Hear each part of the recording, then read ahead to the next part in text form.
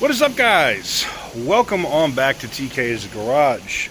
And I really don't want to make this video, and it sucks that I have to make this video, but I have to make this video because if I don't, it'll probably happen again. But without further ado, let's roll this intro. I hate when a company promises and gets all the good PR and promises to do the right thing and then doesn't.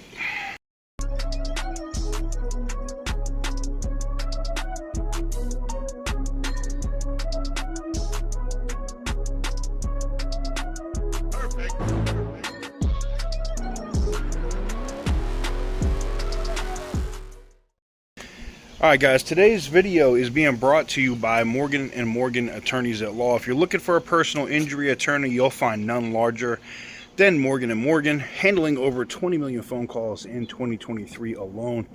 When they put it on the billboards that size matters, they mean it.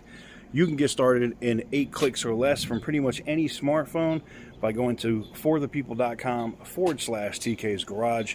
Again, that is forthepeople.com/TK's Garage, and I appreciate them for allowing me to do what I do.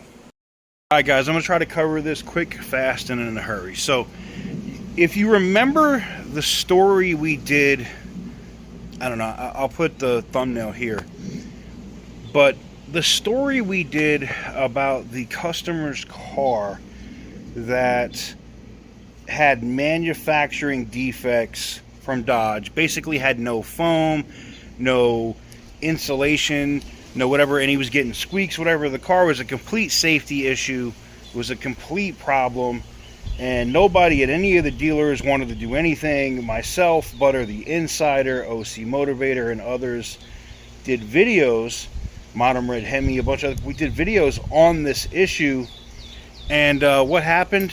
Well, somebody from Tim Kaniskis' office reached out, and they were going to work out a deal to basically buy back his existing Scat Pack and get him another one. But the issue is now is the prices of these Scat Packs have massively come down because there was lot rot. They've been sitting forever, but the Huffing's dealership did not want to budge, and they were trying to do an MSRP buyback for MSRP sale.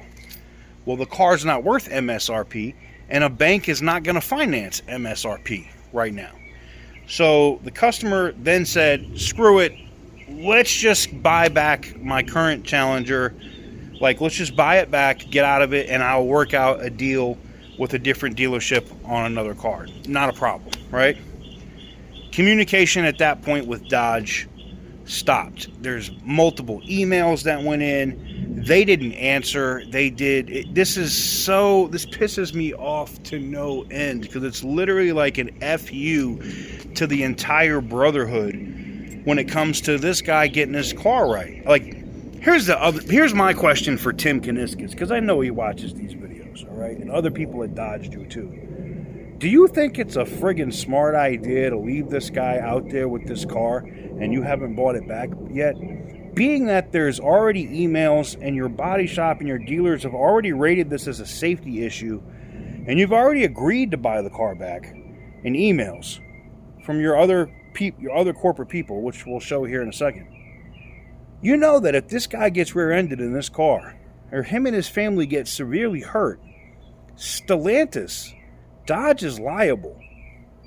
And because you know about it directly, the fact that this shit is not already handled is a massive problem. So my question to you is, when are you going to actually fix this shit? Because it's been weeks and weeks, and now we're getting from Mike, we're waiting to hear from the executive team. In fact, let me just show you this. So this following email shows you the correspondence between the customer and the people at Dodge. And now it's, for weeks and weeks, it's been over a month now. We're waiting on the executive team. We're waiting on the executive team. Well, Tim Kaniskis, you're the head of the executive team. What the F is going on, bro? Why is this not handled?